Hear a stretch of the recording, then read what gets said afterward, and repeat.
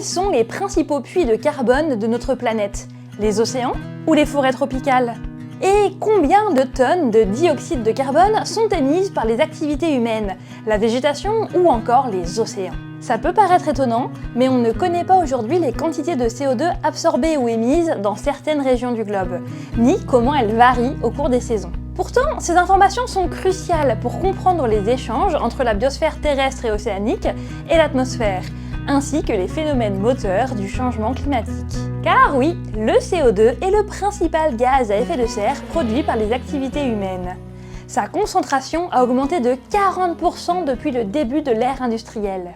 C'est pour pallier ce manque de données que le satellite Microcarb va être lancé cet été. Là, il était dans une salle blanche à Toulouse en attendant son départ.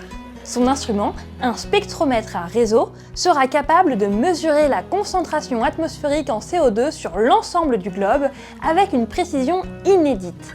1 ppm. ppm, ça veut dire partie par million.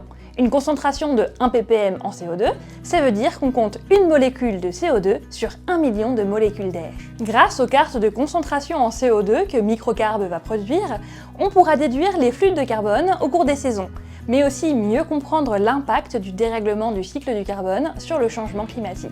La mission est pilotée par le CNES en coopération avec la UKSA, l'agence spatiale du Royaume-Uni, avec l'appui de l'Union européenne.